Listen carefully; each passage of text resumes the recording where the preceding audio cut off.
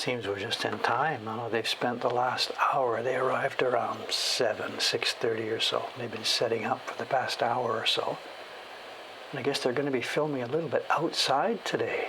And that's the sound man. You can see him right there. He's got his boom and his audio deck on his...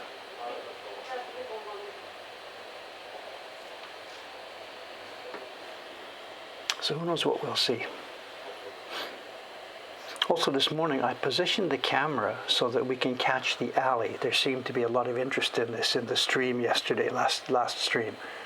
At the far right hand side, and underneath that blue awning, we are looking down the alleyway towards the bars. It's not a customer access, it's where the people who work there go into the bars. There's a metal gate at the front of it there. And we may, partway along, lose our outside camera because they are filming outside today, and the famous actors and actresses are going to be walking by. And when I chatted with a girl this morning, she said, I guess it's okay, but she wasn't quite sure about it. So we may actually lose our view here. Anyway, things are what they are. Oh, look at this. Where's the camera? Are they doing this for me? So, gee, the camera must be off to the right somewhere.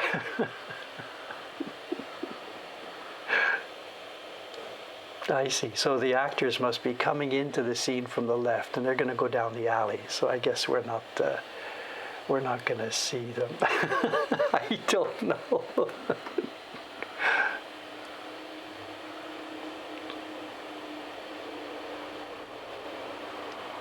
We can't sit here all day. We got some work to do here, you know. So here they are, staff in and out. So maybe that was it, just a couple of seconds clip. I don't know, no idea what they're doing. So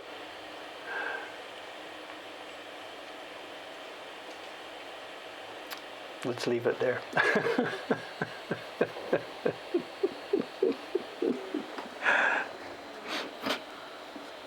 Yeah, that's what they need, some barefoot guy running out there in his jeans like this. That's okay. The Oshibori guy, whatever, I don't know, these film crew, they've been here for a week and they sort of know the routine. They haven't got the street closed. There's no police barriers blocking off the street. It's not that kind of a massive movie being undertaken. The street, you'll see cars just rolling by. They want normal, natural street scenes.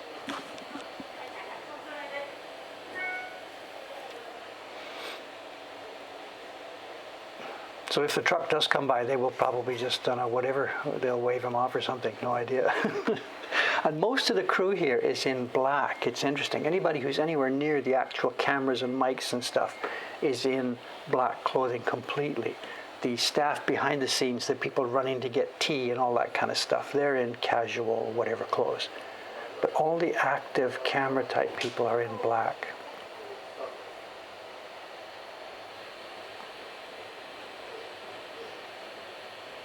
So yeah, if I want a cameo, I got to walk by the street at exactly the right time because they're using, natural street scenes. So, ask you about that later on. Remind me to ask you about this later on in the stream. Her hairstyle.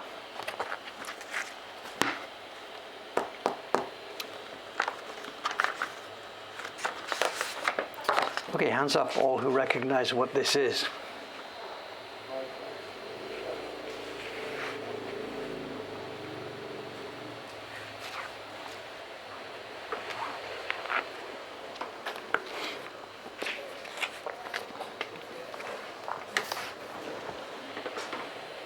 Movie to camera. This is it, the movie. They do all this setting up and setting up and setting up, and then they take like a 2-second shot, take it again, then they spend the next half an hour setting up for the next one.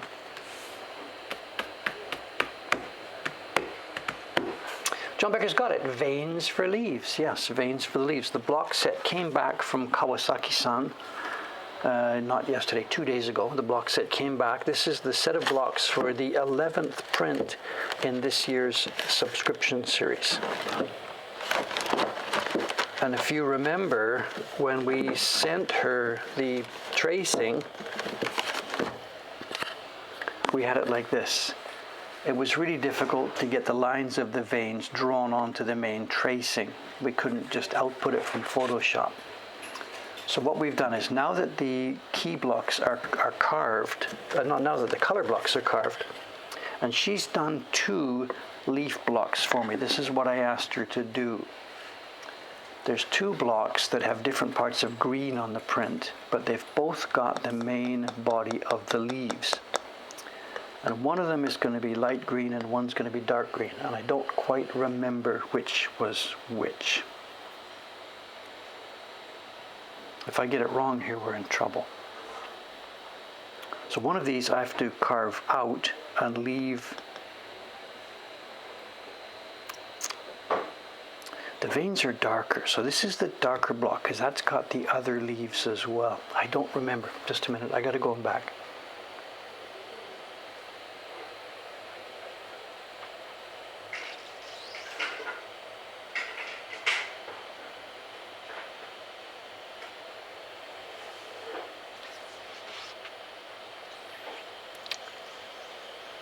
Give me a second to get a handle on what I'm doing here. Just a sec. Documents. File cabinet. 2021 series. Print number 11.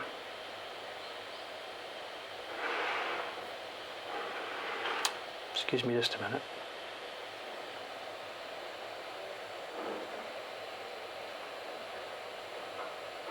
Okay, they're white. Okay, the green up top on the ferns is the same color as the main body of the leaf with the lines cut out of it. So this block is going to get the lines cut out. Really?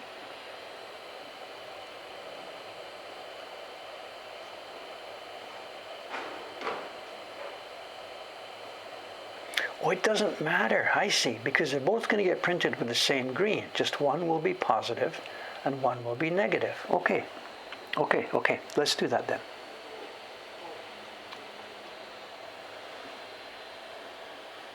So some are positive space and some are negative space. So on this one, because we have a bunch of fine lines, let's leave this block as the positive space block. And this one can be the negative space block. It'll need harder pressure to print because they will be wider, fatter areas. That means on this block then we will just have the delicate lines. Okay, that'll do it. Sorry for the confusion.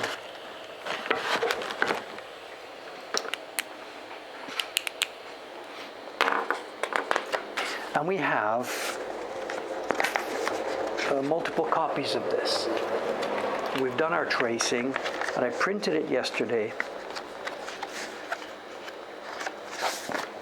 I printed it yesterday in multiple copies, so I'm going to use this one this morning for the negative, the next one for the positive, and the next one will go for the flowers.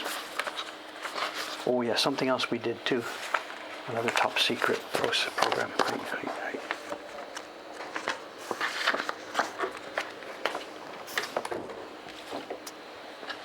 Okay, we're going to paste it down, and there is not going to be any dramatic, wonderful peel here this morning. Please don't worry about that. It's going to peel off little bit by little bit. There's going to be no single wide peel.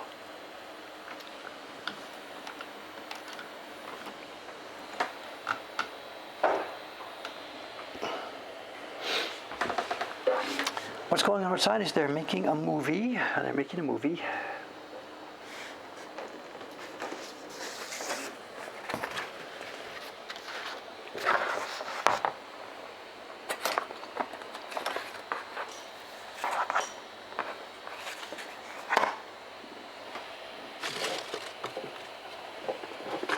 They're, I think, about halfway through the production. They said it was going to be running from last week when they started down to the end of the month. I think October 1st or something was perhaps the last day.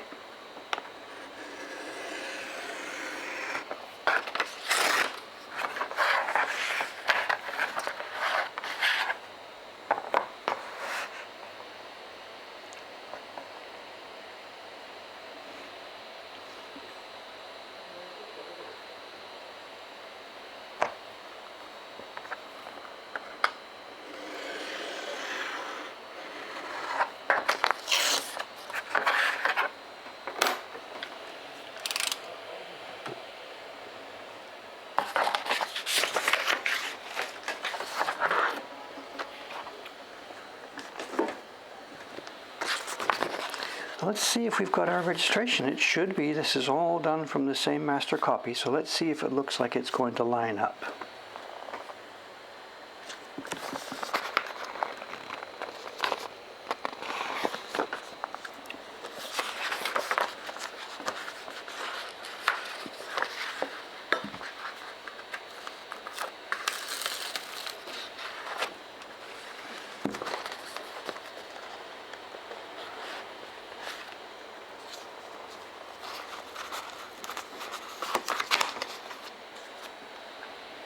Tell you what to do, let's tape it down here.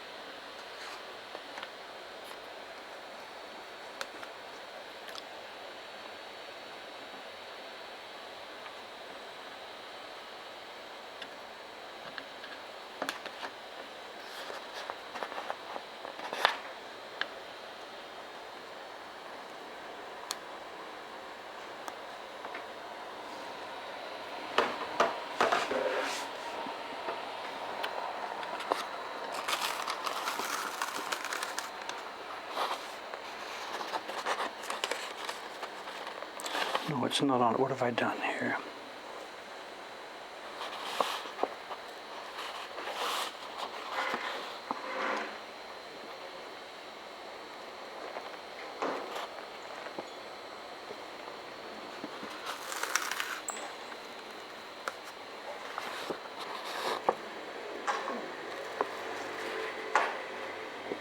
They're not matching, not even close. What has she done?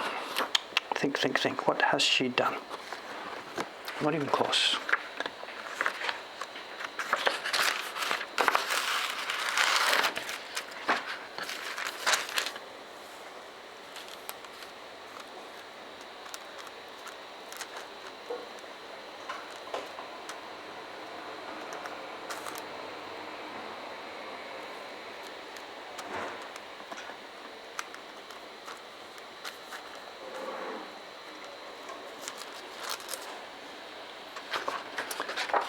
Okay, I don't know what she's done. Dei-chan prepared this tracing for me from the original.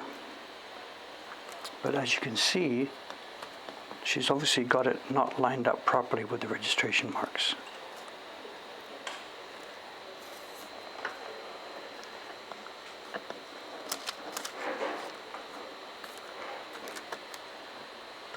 So we're going to do this piece by piece.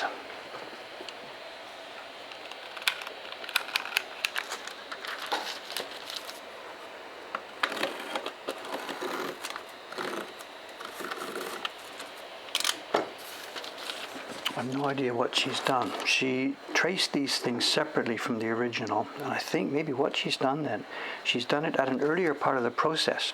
When we were first getting this set up, we shrunk it, trimmed it, and we actually tilted it too, to the size we wanted, to get it to fit into the shape we wanted. And I think she's taken the tracing from an earlier stage of the process, because although all the leaves are properly traced, it doesn't match up with the registration mark for the overall print. Well, no disaster, we can just figure out where it goes, but it's going to be a bit more clumsy. They all fit. I can see looking through it, the leaves do fit in the proper arrangement, but it just doesn't fit with the registration mark in the corner. Curious.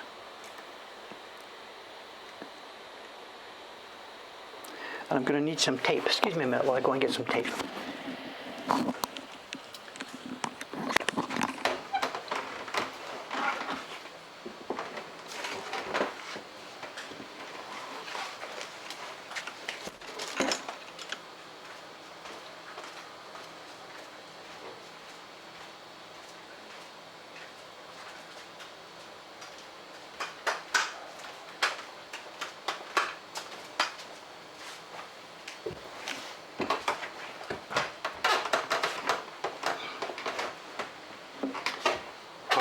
Part of this too, I guess, is what you get when you've got a bunch of different people working on the same project, you know.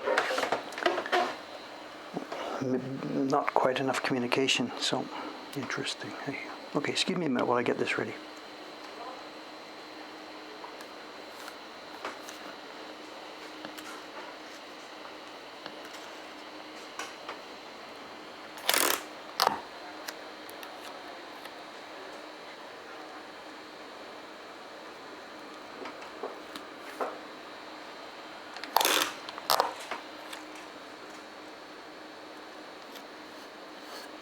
The idea here is get it lined up, tape it to hold it, lift it up, put the glue in place, and pull it back down. I think that's it, but. We have to get rid first of this.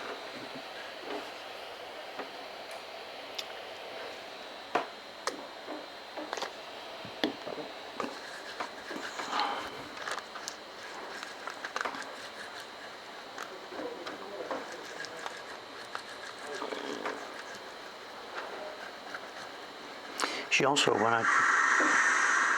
I talked to her about these blocks, she said there were many places at the bottom of the tree where she wasn't quite sure what to carve. There's lots of places there where you're not sure if it's tree trunk, if it's ground, or if it's leaves.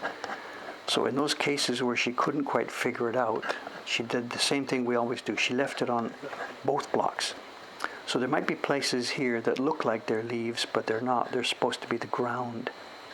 And we won't know until we do a test print. And we'll find out at that time and make adjustments then.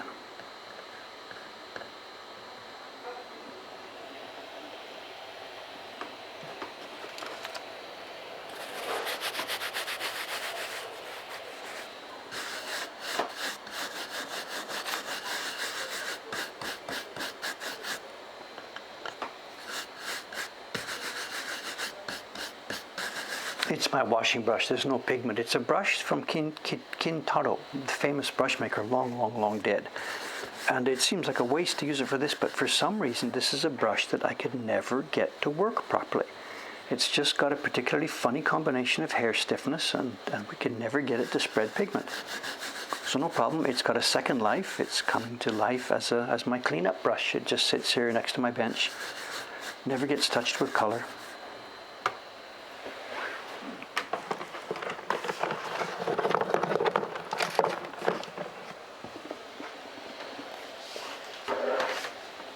Now we have extra copies of this tracing, as I showed you. I've printed out 3 copies, and it doesn't matter if I'm going to try and get this down okay now, but if it turned out that I screwed it up or something, it doesn't really matter, because this is a printout that we can reproduce again and again and again. It's not like if we had Hokusai had done his original sketch and we're pasting it on the block and we screw it up and then oops, now what are we going to do? This stuff is all copies. It's printed out from a Photoshop layered file. So I think I'm okay on this, but if it turns out that I totally missed it and did something wrong, we're still okay.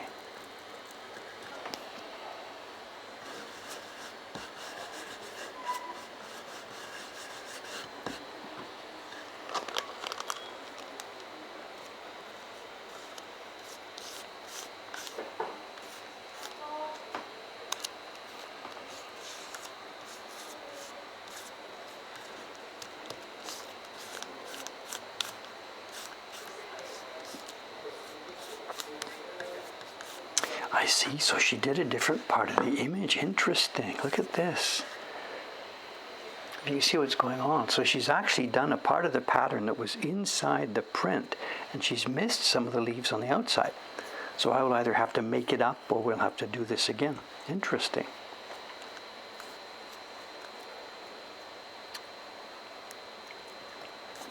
As we said, there's of course absolutely no one-shot peel on this. Absolutely not. In fact, I'm not even going to peel at all. I'm going to carve through the back. Just give it a minute to get dry.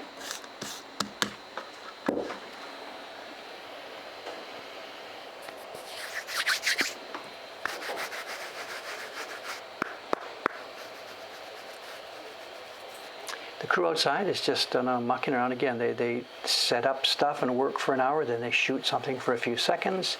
That's the main cameraman there. So I guess at the moment now they've switched to going inside. They did something outside there, now they've switched to shooting indoors. And they are a tad nervous. And when I came out this morning and I chatted with her, it's rain forecast today. We have whatever it was, she said 40% chance of rain here this morning.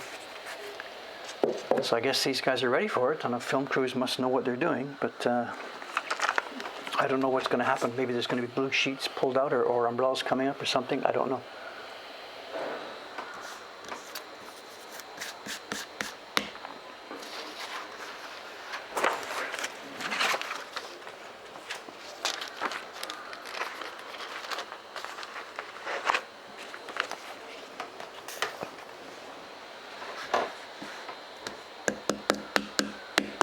Give me a minute to let it dry. If I start carving on it now, the paper will slide and we will lose everything. So just give it a second. And this is going to be the negative. The leaves will be printed body of green. So what you see as black lines here, I'm going to cut out.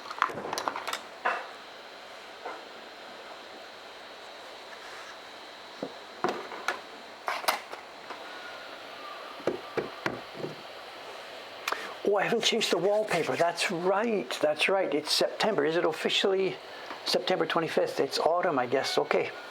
Drop me an email or something. I'll never remember. And honestly speaking, though, when I saw it, they brought it to me a month ago for an autumn mood. But when I looked at it, I'm thinking, is this really an autumn mood? So don't hold your breath. We can change it, but I don't know that it's going to be all that seasonally.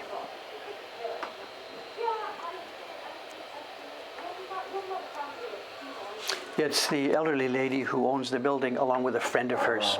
The friend of hers has a hobby making tapestries and stuff using old kimono fabric. And they have lots of free time. So, okay, let's get in here and do some cutting wood. Cut some wood.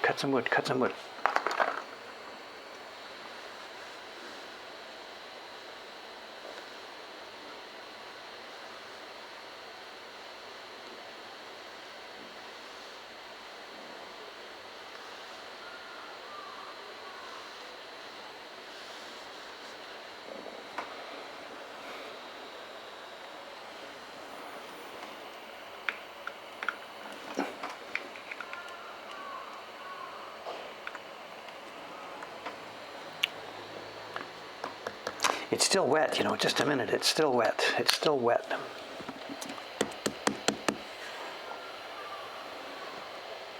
Ah, hairstyle. Okay, if it's still wet, I can't cut. Let me ask you that question then. I'm going to show you an image. It's an image. Let me find it.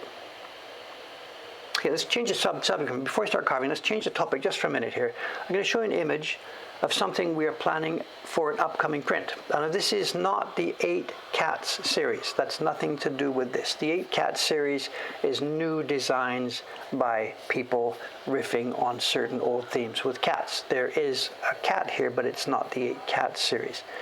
If you can recognize the cartouche at the bottom, this is Kajita Hanko, the same designer who did the print that we have, the famous Scent of Chrysanthemums, the chrysanthemum print. We're thinking of using this for a small design in our Hanga Club series. But is it okay like this? I know the crease in the middle, you recognize that because this is one of those show and tell books I showed you a couple of weeks ago. The crease in the middle comes from the old book. It was glued down.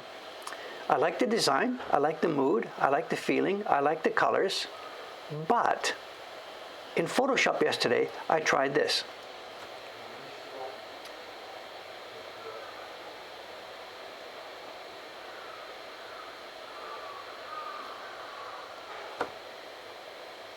And I guess this is a girl from the Meiji era. This is late Meiji. That's when Kajita Hanko was working. And I presume the hairstyle thing she has is a normal hairstyle for the era, I guess. I'm not sure what I'm seeing. Now, I'm probably almost certainly going to keep the original. Dave is not going to sit here mucking around with Kajdahanko's work. We're almost certainly going to keep the original. But what is this? What are we looking at? It's a young girl who would have normal hair like this. What are we looking at? Is it like long tails that would have been a ponytail, but it's been put up?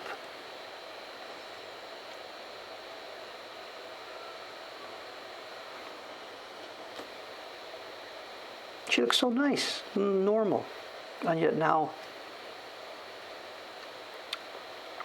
it's got a better visual balance. The triangle thing works much better this way. I get it, as well as that.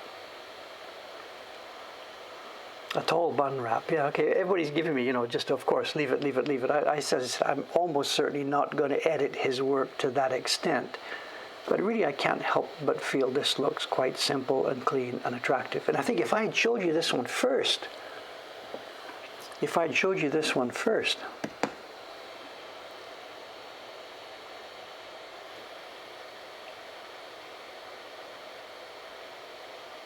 anyway, there it is.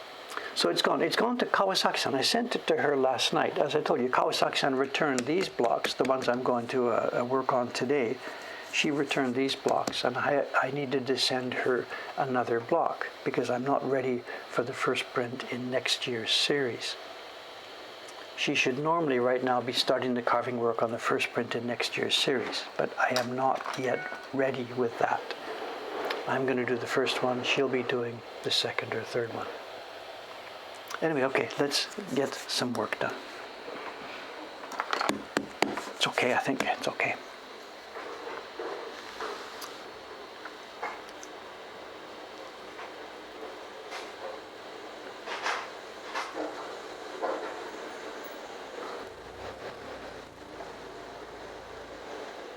It's still actually a bit wet. It's okay.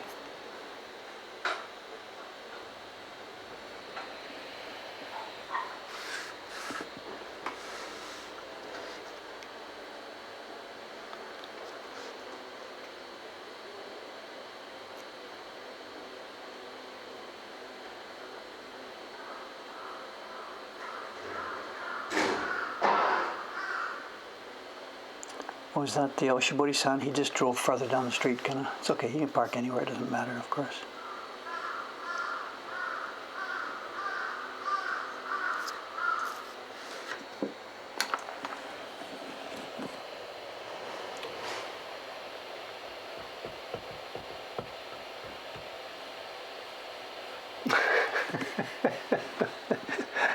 I know, we always get this, whenever I ask for opinions on stuff, we here at Making Prints, we have to do these decisions and stuff all the time. Like what color to use or what color not to use, or do we do this or do that? Decision making for both our carvers and our printers and me, the publisher, it's an ongoing part of the process. So this is just stuff we have to do all the time. So it's always funny, whenever I happen to mention one of these things or show one of these things, here's a decision I'm making, what do you think about this? There's always a bunch of people on one side and a bunch of people on the other side.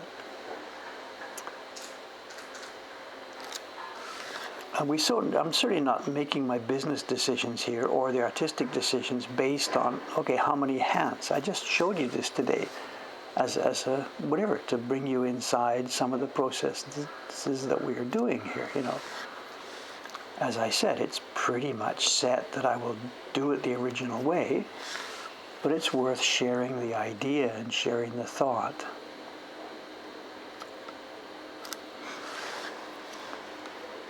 The Koryusai print I'm carving now, I told you, we trimmed it, we shrunk it, we twisted it. We do this all the time.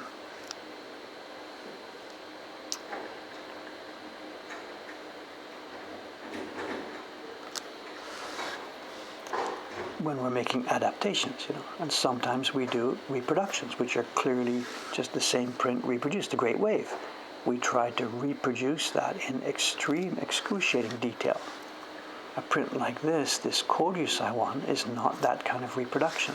It's just an adaptation. We've used his image, and we're making a new print based on what he did, you know.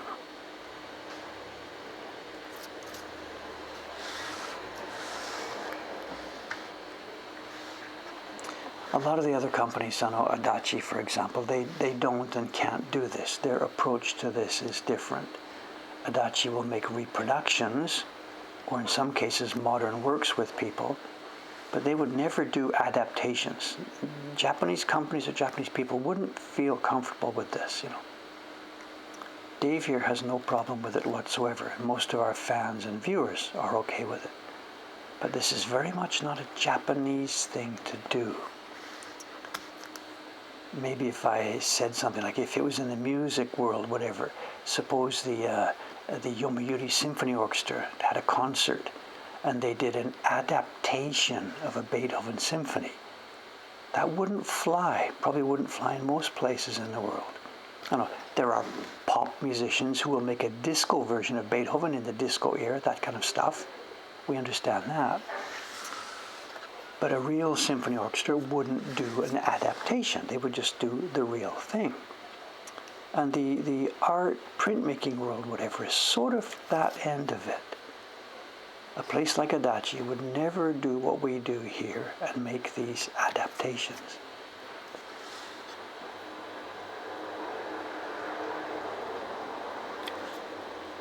Although that's certainly a new thing. If you go back to the Meiji era, it's all over the place. That Fujisawa print we've been looking at recently, the one of the night view of Fujisawa town with the temple at the top, that was an adaptation of a Hiroshige design. So it used to be okay, but now people are just too serious about this stuff.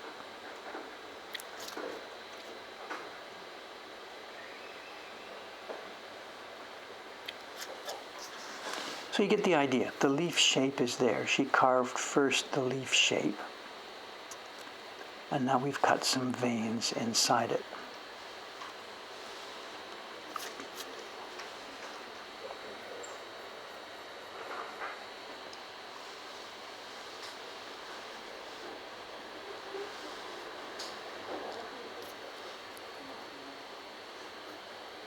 And the veins will appear light green, because the other block will print a light green on this, and this block will print darker.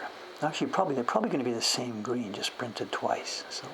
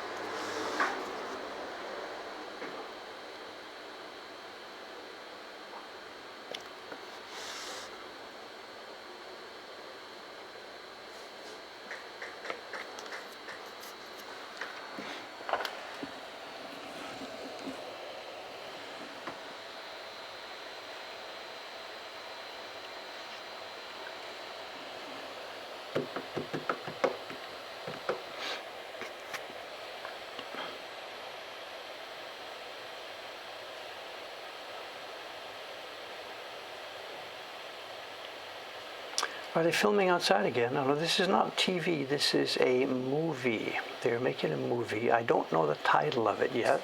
I guess it's announced.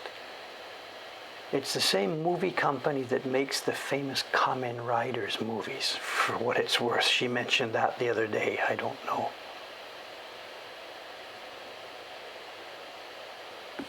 Are they waiting, or they're going to be filming outside or whatever? I don't know. No idea. Oh, that's a camera. Okay, so they're shooting a long shot. The actors, I guess, are down off to the left somewhere. So when I learn more about the name of the film and stuff like that, I can tell you, but no idea.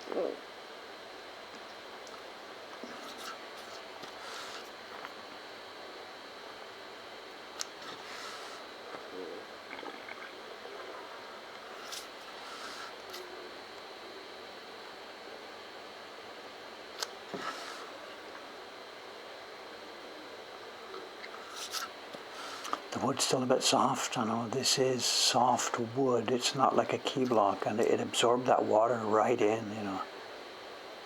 So it's still actually a bit soggy.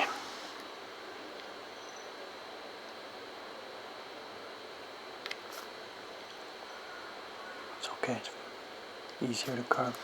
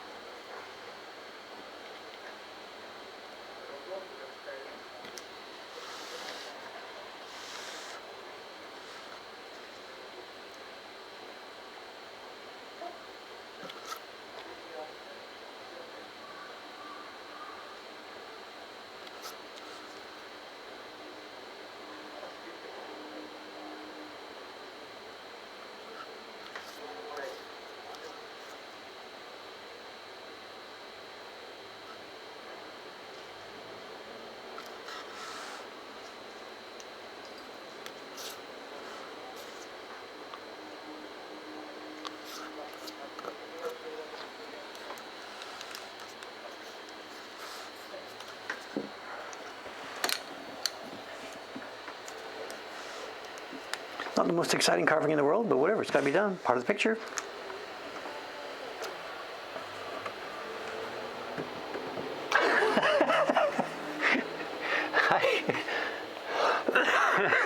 I haven't had breakfast, but I don't think their audio is going to pick that up from there. I don't think. Also, I think really most of their audio comes out in post. You know, she had mentioned that before. I was chatting with her about the awful air conditioner sound on the street, you know, and she said it doesn't matter. It'll be all taken care of later on.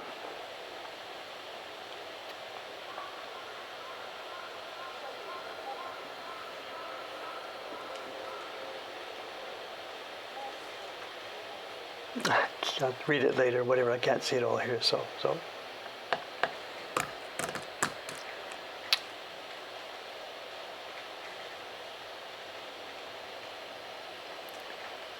So we got here, just a sec. Let's see.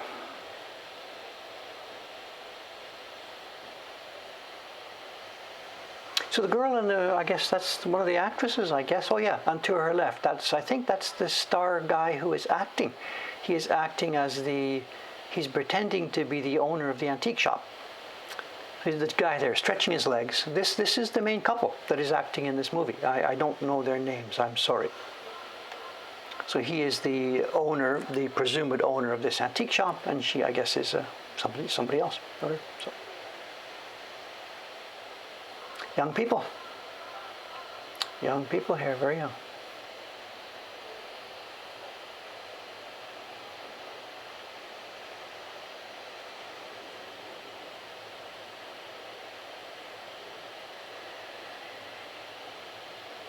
Back they go.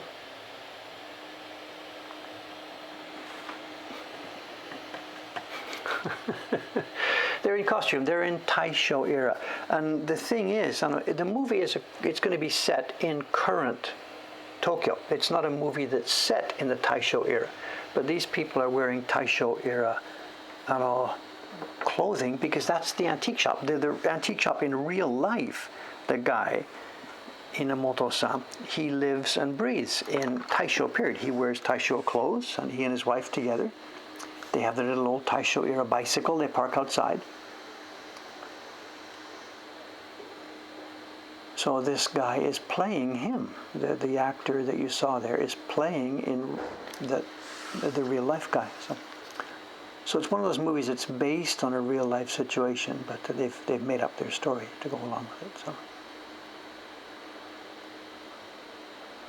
The guy who does own the antique shop, he had mixed feelings about this. When he was explaining this to me a couple of weeks ago, he's really happy. They're getting paid well for this. The company is just renting his whole business for 2 weeks. He shut the shop, and they've just taken over for 2 weeks.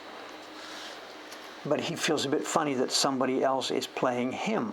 The movie isn't about him. They've made up a story about an antique shop, and they're using his antique shop rather than building one from scratch for their set.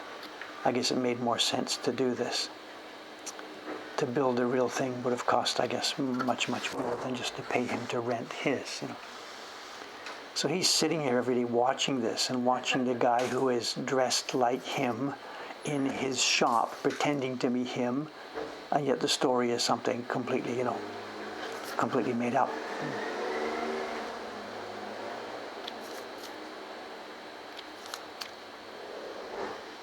I've got no idea. It's a drama, a comedy, no idea. No idea what it is.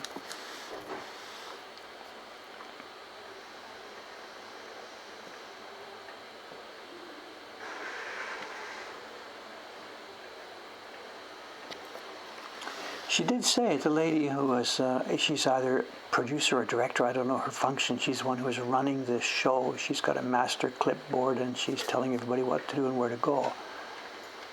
So maybe she's an executive producer, I don't know.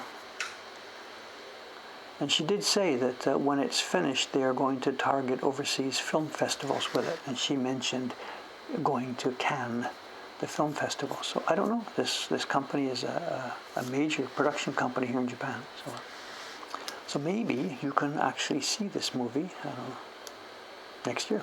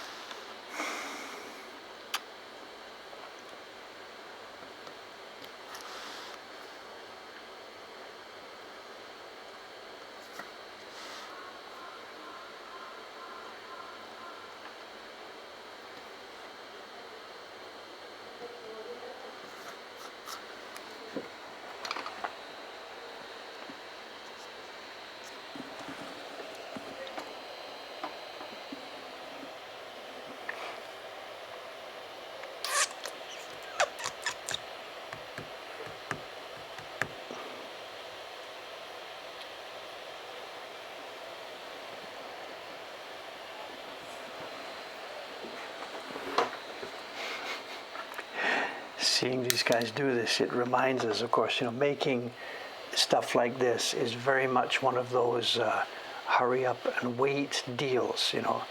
There's ages and ages. The guy's just sitting there, set up, then shoot a few seconds, and then hours and hours of setup again. So I've been seeing this for the past week or so while they do this, incredible amounts of time for lots of the team just sitting around doing nothing. And they've just been, they're on their phones scrolling all day long,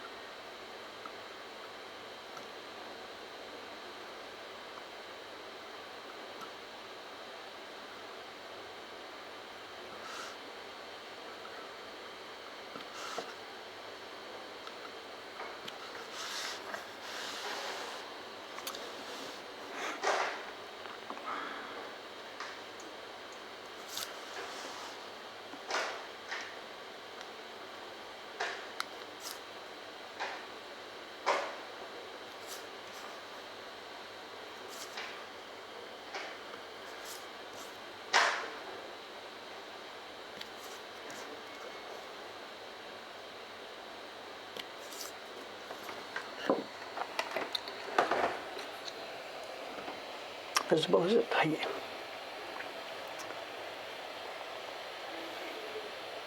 Oh yeah, people over at the Ninja place doing work. Okay, so much action outside. Much more interesting than what's going on inside. We should switch the video, put the outside video up for the main, and put mine in the corner.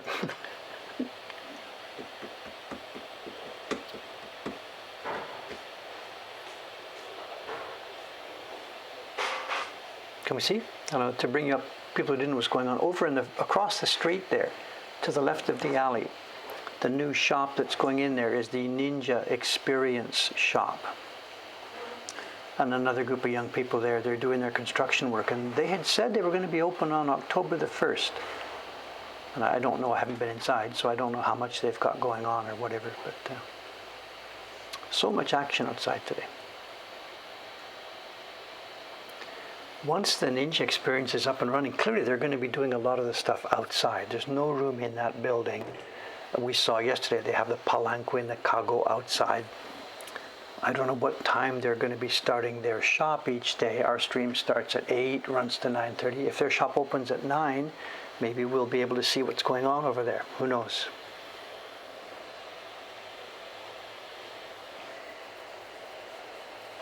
So lots and lots and lots of stuff going on.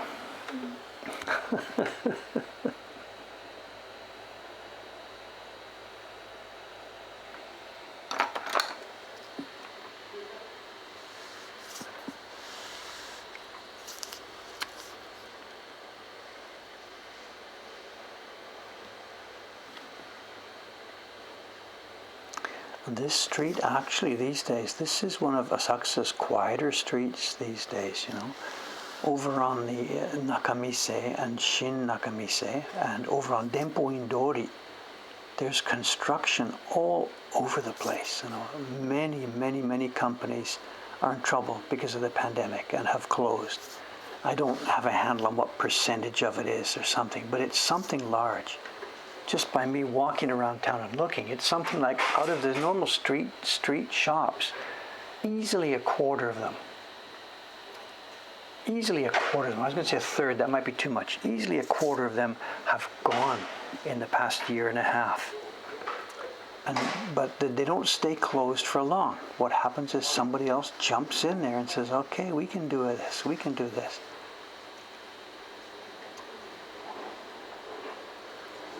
Okay, now she didn't give me data for these, but I can see the leaf and I know what we need. We need a vein up here.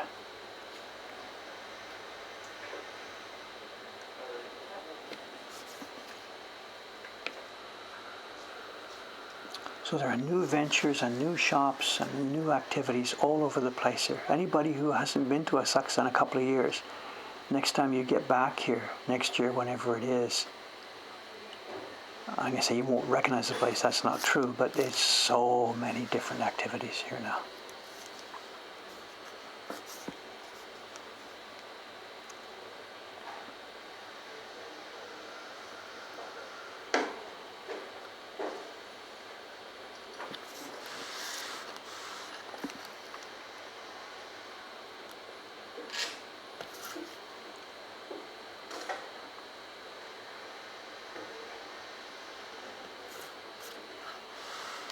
One thing I'm curious about with that movie is when the actors are in there in front of the camera, are they masked or are they unmasking? I don't know.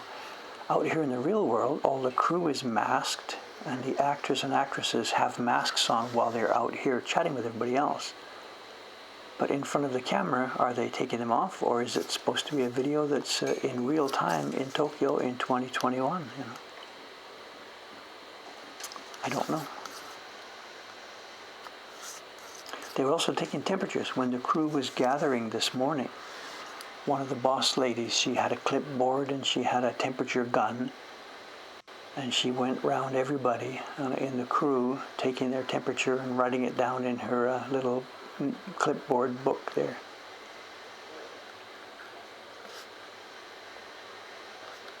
So they've obviously got a protocol that they're following.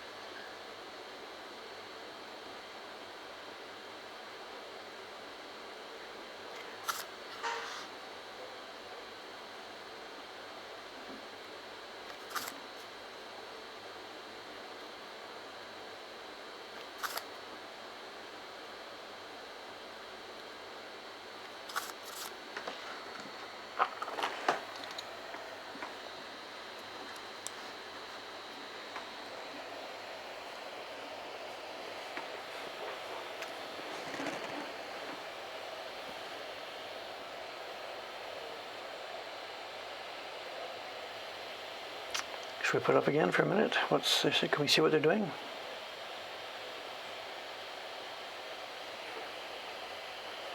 Definitely the action is happening off to the left here down the street. The entrance to the antique shop where this takes place is right where the cone is, where our floating pole is. That's right in front of the entrance to the antique shop. So I don't know, are we shooting down the alley there? Yeah, he's looking down the alley. That's the photographer for the crew. He's hanging around. He takes pictures of all the stuff that's going on. The guy in the middle next to our floating post here. He's the, no, this is a totally professional shoot. This is one of Japan's major movie companies. It's the same movie company that makes the, what was it, Power Rangers? I forget what it said, I don't know. No, Kamen Rider.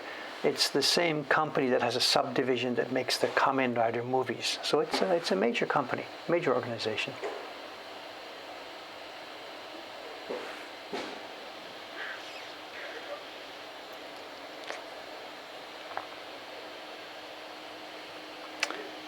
And the guy in blue, whatever, he's one of the people from the Ninja Experience. What's he doing? Taping something up, spraying something? I don't know. So many stories going on here today. So much going on in Asakusa. This is the street.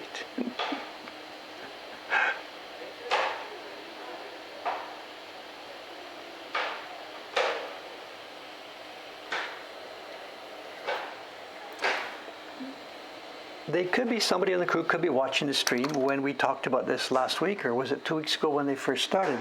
I gave them our Twitch address, of course. So who knows, some of the crew there who are sitting waiting for their turn, perhaps they've got this stream on their phones, I don't know.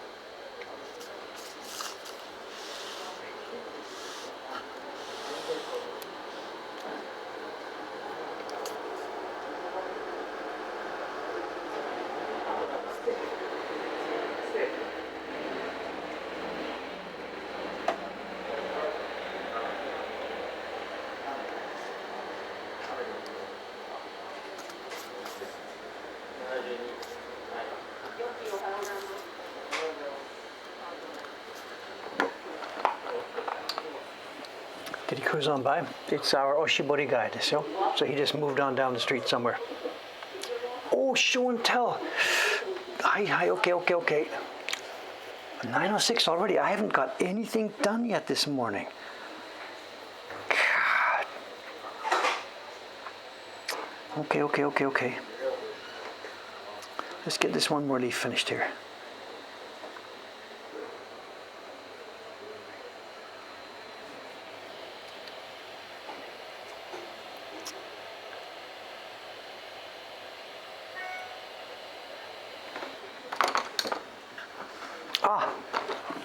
There's something else. I meant to throw at you something else. Somebody, just before the stream opened this morning, I got an email. And I haven't had time to study this. It's an email. And the guy sent me a link.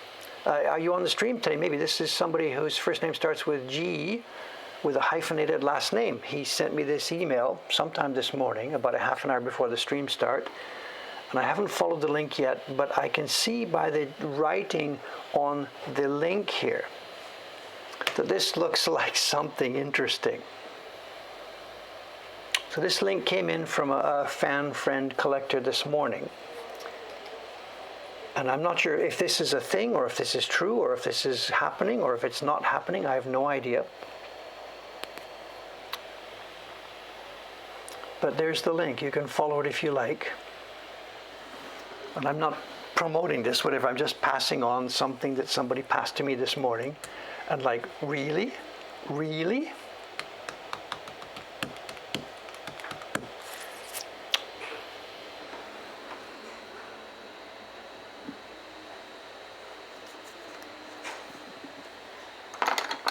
So after the stream's over, I'll have a look at it more carefully in my own time, but I have no idea. The British Museum, they put a video up last week about the new Hokusai collection they've got there, and 5 million people sent me the link, for which thank you. The British Museum also sent me the link where we're talking about stuff. No idea where it's going to go or what's going to happen, but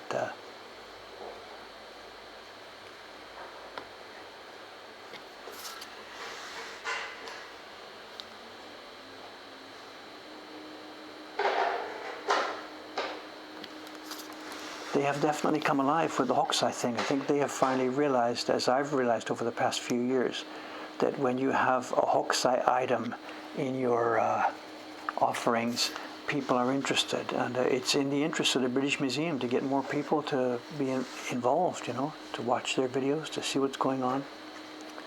And they have come to the realization that they have a real strong asset with their Hokusai prints that they own.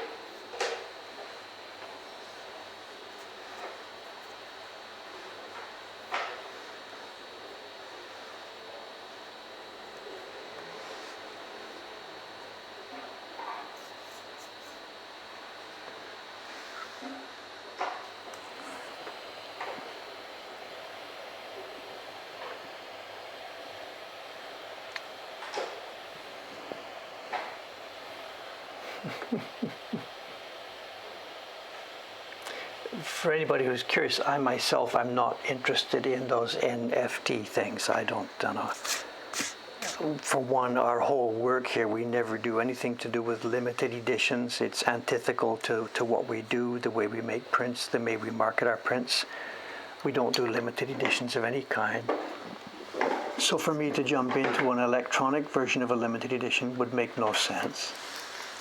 And then from what I've read in the background of that, it seems that the actual production of those things has some real serious issues. I know we've all read about the Bitcoin thing and Bitcoin using huge amounts of energy that sort of don't make much sense to use these days.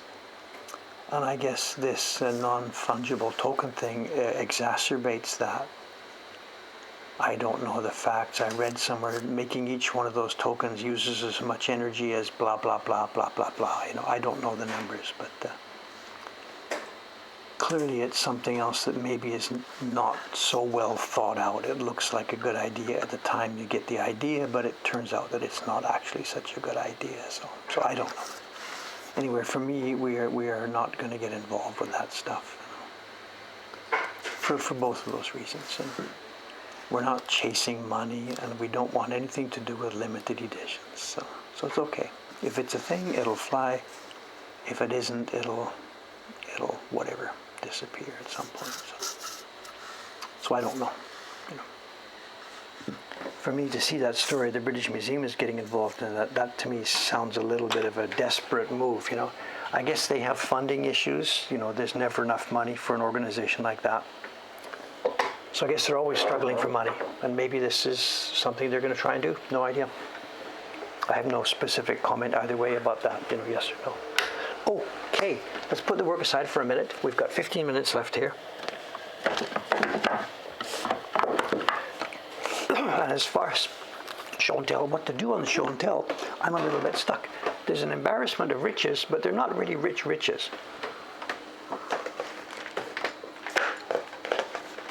We have, as I mentioned the other day, we have in recent weeks and days, I've been able to get a bunch of auctions of people have put up a lot of smaller items. There's been some post-war postcard prints. There's been a lot of match label prints. There's been some smaller items going up the last few weeks, and not many other people are interested in them. So I've been picking them up, and I don't remember which one is which. So in here we are going to see some junk and some treasures, I guess. I don't know. I really don't remember which is which. Anyway, let's crack one open and have a look and see what we've got. The one the other day, the kabuki prints, they're upstairs now. I don't have them here in front of me. I'm sorry. I had a good of a closer look at them, and those kabuki prints we got yesterday were night and day different. Absolutely night and day. One of those sets was beautifully made, tastefully made, pre-war. Really, really, really nice. I'm very happy to get it. It cost almost nothing. And the other set, which actually I had bid much more for, not knowing from the tiny photographs what it was like, was really a disappointment. And I'm not even going to keep them. I'm just going to put them in the I don't want this in the collection thing. They're so carelessly made.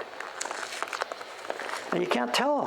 That's why we're, not spending too much on this stuff. Our associate Doi-san, he's resting at home these days. He's not feeling well. Our associate Doi-san, he has a word for this. It's when you buy something at auction and it doesn't turn out to be, really what you had hoped and expected. He calls it benkyō dai, the fee you pay for your studies. Study fee, whatever.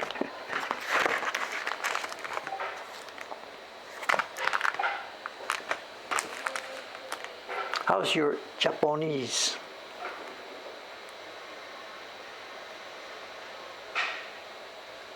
How's your Japanese?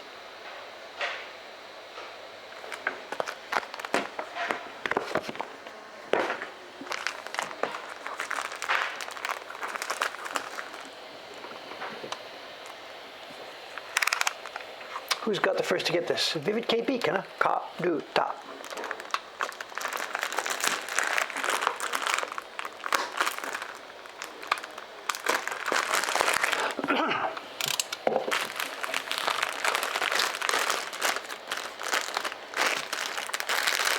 I mean, his point was, whatever, you chalk it up to experience. So you've paid for that experience. So, the fee you paid for it, that's your experience fee. So, benkyo dai, kenkyu dai, keiken dai, experience fee, whatever.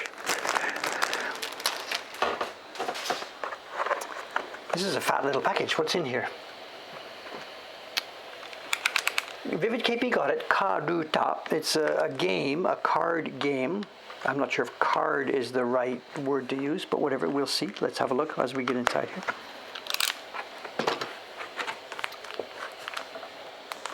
Yes, okay.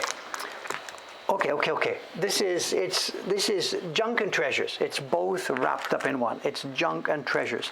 Those of you who have been watching these show and tells, and every now and then, well, not every now and then, quite often, I show a print that is gorgeously, beautifully carved and printed, and oh my God, how could human beings make such a beautiful object, whatever.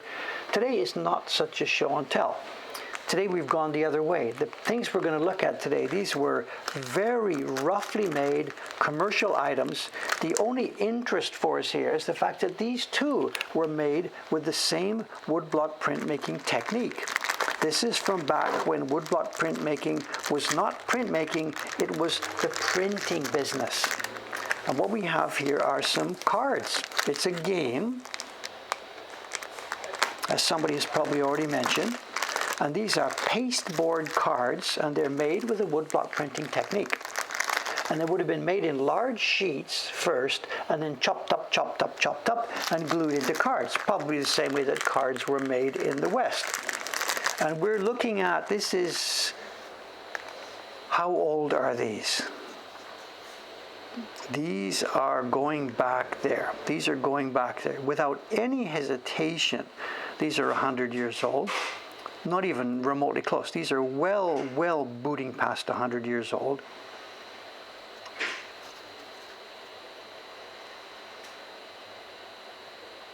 Somewhere between 100 and 150 years old. Closer to 150, I think. Let me get in here more and see what we get as we get these.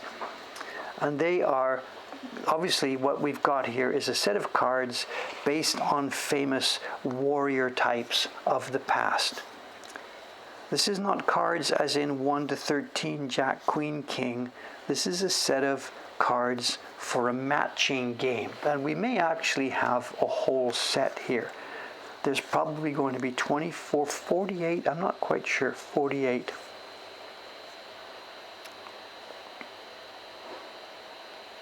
And this is for kids. This is not an adult's game. This is for kids. And somebody's saying, sketchy registration. You have got it. Registration. Who cares? This is the same kind of printing. When I was a kid, the Sunday newspapers were experimenting with printing cartoons in color. And you were lucky if the color was on the same page, let alone, lining up. So the cartoons that we saw in the Sunday newspaper were printed pretty much just like this. Look at this. There is no registration here at all. Well, there is. They're close. The red flew a bit over the lines. Who cares? It's total, absolute cheap junk printing. So anyway, we have warriors here, and each warrior has one of the syllables of the Japanese syllabary. This is tsu, to. This is ko. Where are we? This is ha, ri, hi, ne. There will be probably one for each. This is fu. And some of them probably will be archaic syllables that we no longer use anymore. This is mu. This is na. Now they may match. This mu may represent Musashi, the warrior or something, or it may not. I don't know. What it does match up with is this. There's a matching set of cards which have a phrase or a poem in them. And if this is made for kids, what it will be is this. Each one of these poems or phrases will start with a different one of the syllables in the Japanese syllabary. So what would happen is the cards like this. Let's zoom out a bit more so we can do this properly. The kids are gathered around the tatami room. These cards are all spread out on the tatami. And it may have been done, you may do them in rows neatly, or you may do them just whatever, spread them out, blah, blah, blah, blah, blah, so you can see them all. And they're just going to be on the mats, random like this, so you can see them all. The kids gather around the adult in the room, whatever, grabs the deck of poem cards or phrase cards, shuffles, shuffles, shuffles, shuffles, shuffles, and the guy starts to read. Now this is very archaic writing, so I cannot read all of this. And it may be a poem or it may just be a phrase, something to do with the general military mood that we had here.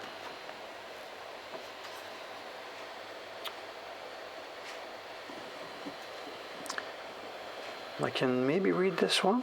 Anyway, I can read the first few characters. This one says Fukushima Masanori. Oh, it's a name. It's somebody's name. So maybe, as I said, maybe they are all tied to people. The card with the fu, we had it there. Do you see it? Can you find it? This is the deal. The adult reads the thing, Fukushima Masanori, and as he starts to read, everybody can hear fu, and the kids, where is it, where is it, where is it? I got it, there it is, there it is, and they have found the card that has the matching character fu. And the kid grabs that card and keeps it. And then you move on to the next one, read it, read it, read it. So this is for really, really young kids who are just learning to read and write the alphabet. So we're talking about 2, 3, 4-year-old kids, whatever. At the adult level, such a game is much more sophisticated. The famous karuta, the famous hyakutenishu, the poetry game, is a little bit more cunning in that the guy reading it doesn't say. Here, this one, I said Fukushima, and people look for the fu. In the real poetry thing, what you're doing is you're reading the first half of a famous poem, and it's the second half of the poem that's on the table.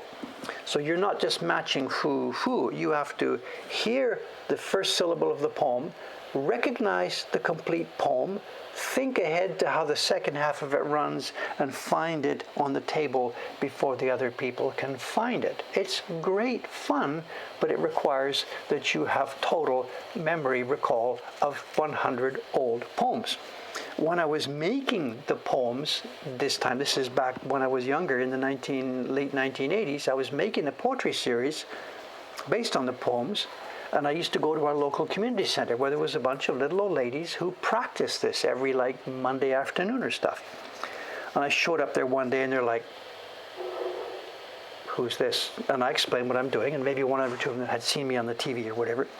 So I joined. So I'm sitting here joining this thing, and I know 1 or 2 or 3 or 4 maybe of the poems, and these ladies are just whatever. They sit there quietly.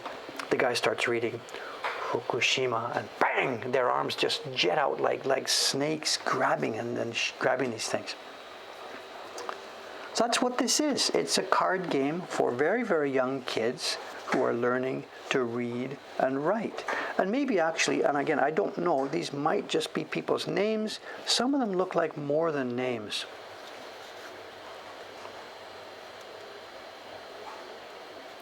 Ryuzo-dera. This is a temple. Ryuzo-dera, something incomprehensible. So it's not just persons' names. There's the ri, there's the matching character to this one. So it'll be famous warriors, warrior episodes, famous battles maybe, I don't know, all kinds of stuff mixed in with this kind of thing. Train your young boys in the glories of Japanese military history, whatever. Every culture has their own quirks. And sets like this now are really, really common. At our house, when my kids were kids, 1, 2, 3 years old, we had dozens of these. They used to subscribe to a monthly kids magazine reading and writing training, and every once in a while there would be a free something included with the series. And it wouldn't be like this Samurai Warriors, but it would have been, just stuff that has meaning to kids' characters, and they would be done with the 47 letters of the syllabary. And the adult would do that. You would put them on the floor, you read the stuff, and out they go. I assume this is a complete set. I don't remember. There may be, as is really common, there may be 1 or 2 missing. I don't know. And I can say the same thing. We are going to put this up on the collection when we get time.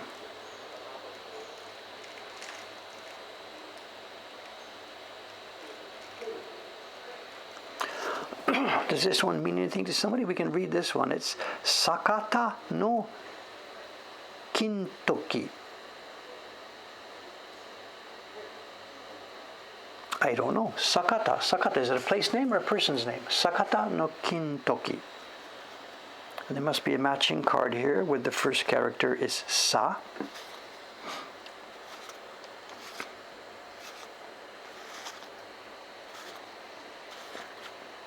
Here we are. So I guess this is a character's name. This is Sakata no Kintoki.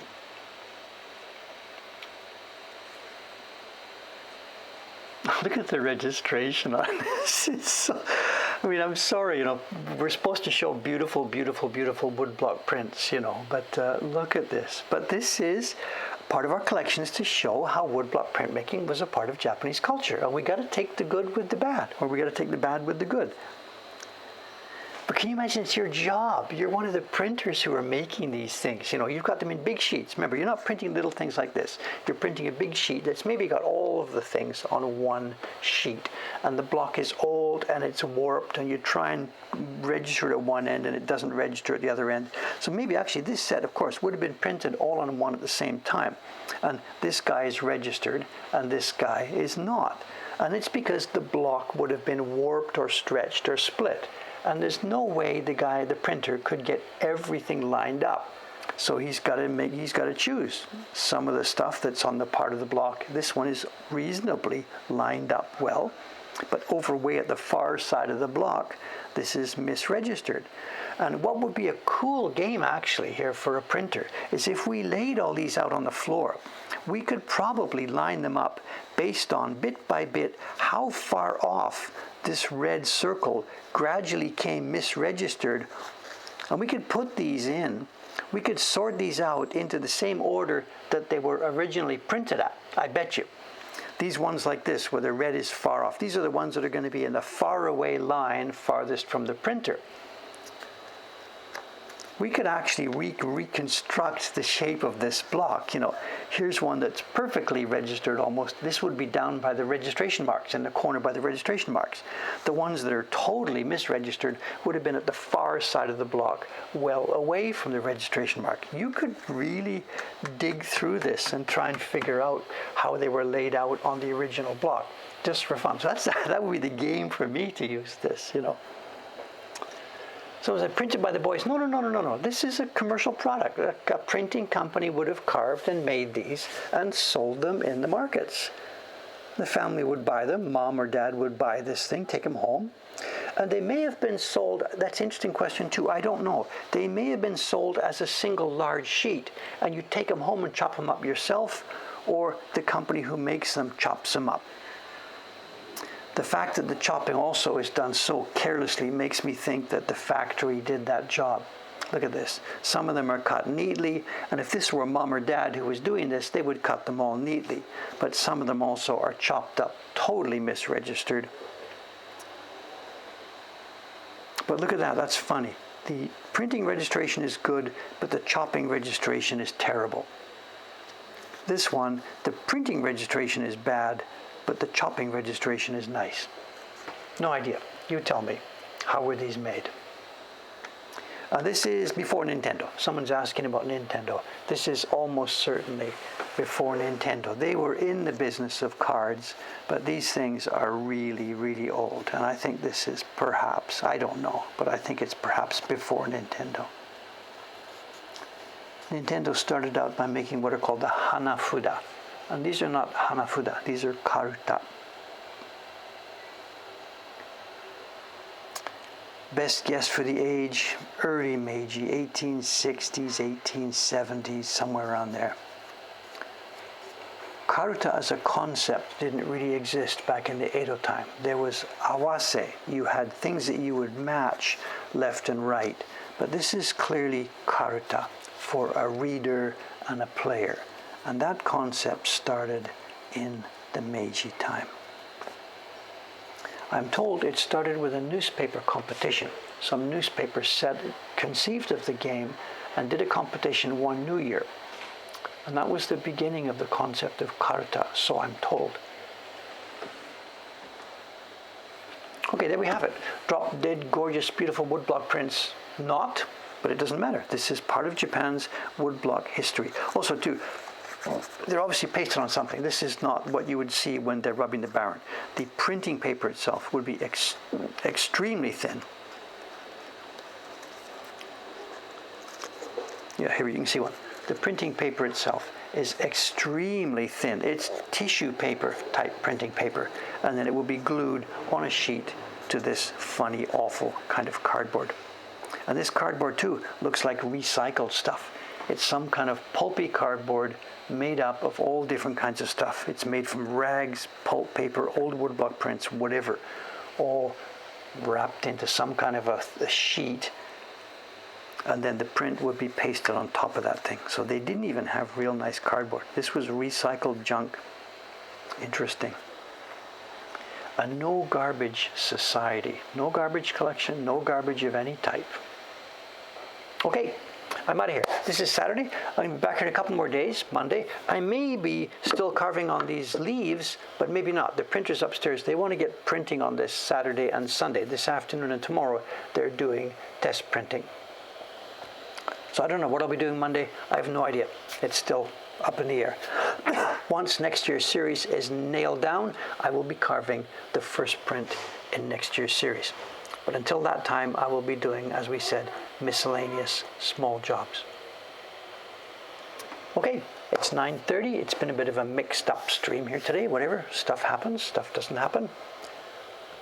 There's our crew. Looks like they're on break time. The guy at the left is the lead actor in the movie, the one behind the girl in the green. And tape, look at this green tape. They've got green tape everywhere. There's a rack of it somewhere here. It's not invisible in the camera. It's not in view of the camera right now. There's a rack with green tape, white tape, brown tape, you name it.